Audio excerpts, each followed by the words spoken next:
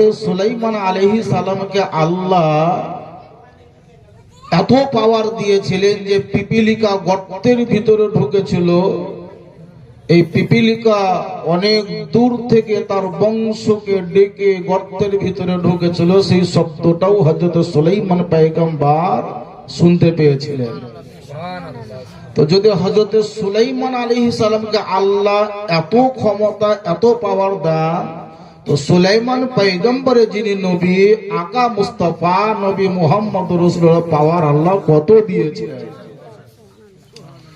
এই সুলাইমান আলাইহিস সালাম একটা কথা বলি, বক্তব্যটা হালকা নিয়ে যাব। হযরত সুলাইমান আলাইহিস সালাম একদিন আল্লাহকে বলেছেন, আল্লাহ আসমানের নিচে জমিনের উপরে তোমার মখলুক যত আছে সমস্ত মখলুককে তুমি তো রিজিক দিচ্ছ লং টাইম, মৃত্যুর আগে পর্যন্ত তুমি টাইমে টাইমে মানুষকে নয় গোটা জগতের মখলুককে তুমি খাবার দিচ্ছ। যার যেটা খাবার আল্লাহ ওই খাবারটাই তার জন্য ব্যবস্থা করে দেয়। জোরে বলেন সুবহানাল্লাহ। যে মখলুকের যেটা খাবারের প্রয়োজন সেটাই আল্লাহ তাআলা সেই খাবারটা ওই মখলুককে আল্লাহ দিয়েছেন। হযরত সুলাইমান আলাইহিস সালাম আল্লাহকে বলেন, আল্লাহ তোমারই দেওয়া নেয়ামত, তোমারই দেওয়া জিনিস, তুমি তো আমাকে বাদশা বানিয়েছো, তুমি তো আমাকে এলাকার বাদশা বানিয়েছো। তো আল্লাহ আমার বড় ইচ্ছা, বড় মনে সাধ জেগেছে। মাঝে মাঝে দেখবেন রমজান মাসে অনেকেই রোজাদার ব্যক্তিদেরকে ইফতার করাবার মনে সাধ জাগে না, জাগে না? যত ইফতারি করা ব্যক্তি রমজান মাসে রোজা রাখে তাদেরকে ইফতার করাবো, এটা অনেকেরই মনে সাধ জাগে, যার জন্য দাওয়াত করে ইফতারি করায়। হযরত সুলাইমান আলাইহিস সালাম আল্লাহকে বলেছেন, হে আল্লাহ তুমি তো সারা জীবন মানুষকে দিচ্ছ, গরু ছাগল হাঁস মুরগি সবাইকে তুমি খাবার দিচ্ছ, তো আমি তোমার কাছে পারমিশন চাইছি আল্লাহ তুমি আমাকে একদিন মাত্র এক টাইম, একদিন এক টাইম তোমার যত মখলুক আছে সমস্ত মখলুককে আমি একদিন এক টাইম খাবার খাওয়াবো। আল্লাহ তুমি আমাকে সেই পাওয়ারটা সুযোগটা দাও। শুধু মানুষকে নয়, যত মখলুক আছে সমস্ত মখলুক আমি একদিন খাবার খাওয়াবো। তো হে আল্লাহ তুমি আমাকে পারমিশন দাও। তা আল্লাহ তাআলা হযরত সুলাইমান নবীকে বলেন, হে সুলাইমান নবী তোমাকে বাদশাহী দিয়েছি, বাদশাহী করো, ওই ঝামেলার কাজে যেও না, তুমি পারবে না, তোমার দ্বারাই সম্ভব হবে না, যেটা দিয়েছে ওটাতে তুমি থাকো। হযরত সুলাইমান পয়গম্বর বলছেন, ইয়া আল্লাহ একদিন এক টাইম খাবার খাওয়াবো, আমাকে তো অনেক কিছু দিয়েছো তুমি, আমার ওই ভান্ডার থেকে আমি একদিন খাবার খাওয়াবো, আল্লাহ তুমি আমাকে কি বলে পারমিশনটা দাও। তো আল্লাহ তাআলা হযরত সুলাইমান নবীকে বলে যে তোমার দ্বারা হবে না, এইসব রাস্তায় হাঁটিও না, যা করছো ওটাই করো গা। উনি জিদ করলেন, আল্লাহ একদিন মাত্র এক টাইম খাবার খাওয়াবো, আমাকে দাও। আল্লাহ বলে, যাও তোমাকে দিলাম পাওয়ার, যাও তোমাকে আদেশ দিলাম খাওয়াও। যখনই হযরত সুলাইমান আলাইহিস সালামকে আল্লাহ তাআলা বললেন যাও তোমাকে আমি দিলাম, তুমি খাওয়াও, দাওয়াত করো। তা আমাদের পারিবারিক কোন অনুষ্ঠান হতে গেলে আমরা গ্রামে মানুষকে বেছে বেছে বেছে বেছে দাওয়াত করি, আর 10 মজলিস আত্মীয় স্বজন আছে, ইহা ছাড়া এই পাড়া বাদ গেল ওই পাড়া চিকুন চিকুন লোককে দাওয়াত দিলাম, ওরা এসে খেয়ে যাবে, এইরকম দাওয়াত আমাদের হয়। অনেক মানুষের হয়, পাশের গরিব মানুষ থেকে বলে কিছুই বললাম না, বড় লোক মানুষ চিকুন লোক ওকে দাওয়াত দিয়ে এলাম, এরকম হয়।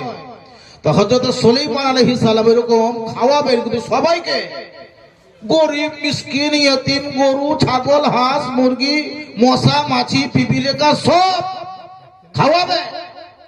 আল্লাহ বলে যাও তোমাকে আমি হুকুম দিলাম। যখনই আল্লাহ তাআলার হুকুম পেলেন হযরত সুলাইমান পয়গম্বর, হযরত সুলাইমান পয়গম্বরকে আল্লাহ তাআলা এত বড় পাওয়ার দিয়েছিলেন যে যে সমস্ত জিন জাতি ছিল সমস্ত জিনের সঙ্গে হযরত সুলাইমান পয়গম্বর ওপেন ভাবে কথাবার্তা বলতেন, কোন মানুষকে যদি জিনে ধরে জিন ছাড়াতে হয়, তো সুলাইমান আলাইহিস সালামের যদি ওসিলা দেওয়া হয়, ওয়াস্তা দেওয়া হয়, তো জিন যেন অনেক দূরে চলে যায়।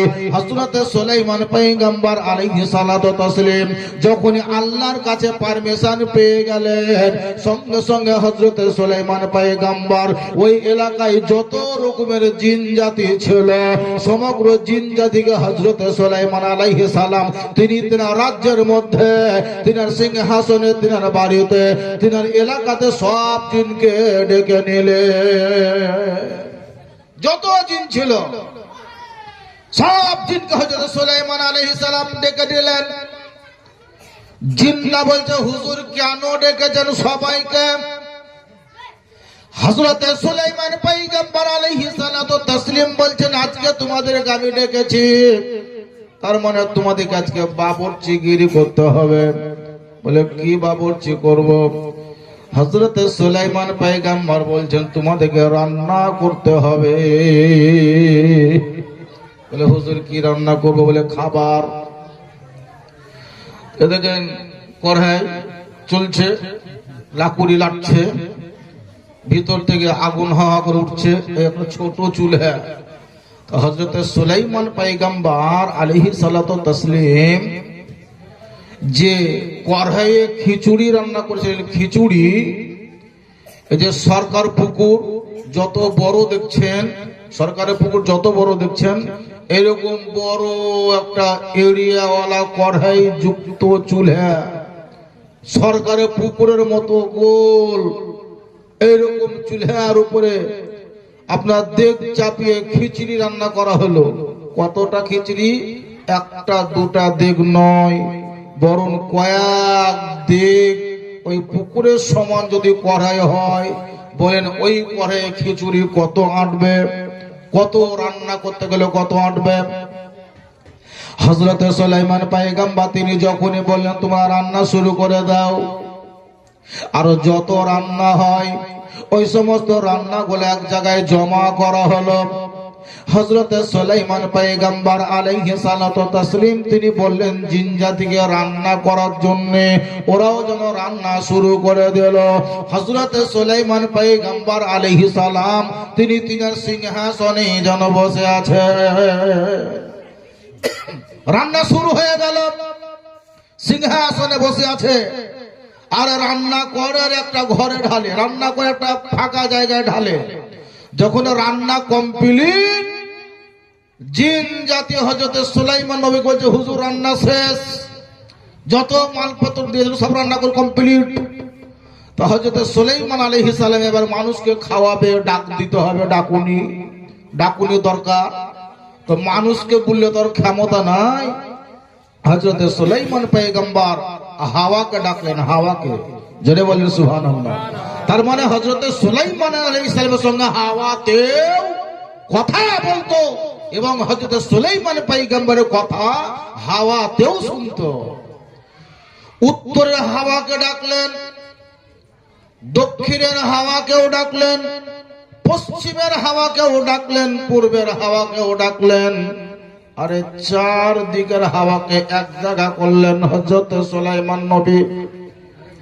হাওয়াকে হযরত সুলাইমান নবী বললেন, তুমি তোমার উত্তর প্রান্তে চলে যাও। আরে উত্তর দিকে যত প্রকারের মখলুক আছে, শুধু মানুষ বলে নয়, যত মখলুক আছে সমস্ত মখলুককে তুমি আমার তরফ থেকে দাওয়াত করে এসো, যে আমাদের নবী হযরত সুলাইমান আলাইহিস সালাম তোমাদেরকে দাওয়াত করেছে এক টাইমের খাবারের জন্য। এই উত্তরের দিকে হাওয়া চলে গেল দাওয়াত করার জন্য, দক্ষিণের হাওয়া দক্ষিণে চলে গেল, পশ্চিমের হাওয়া পশ্চিমে চলে গেল, পূর্বের হাওয়া পূর্বে চলে গেল, ডাকুনি হিসেবে ডাক দিতে গেল। বিয়ে বাড়িতে ডাকুনি বলে, ডাকুনি ডাক দিয়ে সোকে যাও। তো কি করলে? বাড়ি পাশ থেকে ডাক দিবে না, মাথা থেকে ডাক দিতে শুরু করে দিবে দূর থেকে। তা হযরত সুলাইমান আলাইহিস সালাম বসেই ছিলেন, ডাকুনি ডাক দিতে গেল হাওয়া উত্তরে দক্ষিণে পশ্চিমে পূর্বে। এখনো ডাকুনি ডাক দিয়ে আসা হয়নি। হযরত সুলাইমান নবী বসেই ছিলেন সিংহাসনে। কোন নদী বা গঙ্গা বা সাগর থেকে এমন একটা জীব পানির ভিতরে বসবাস করত। সেই জীবটা হাঁটতে হাঁটতে হাঁটতে হাঁটতে হযরত সুলাইমান আলাইহিস সালামের কাছে হাজির।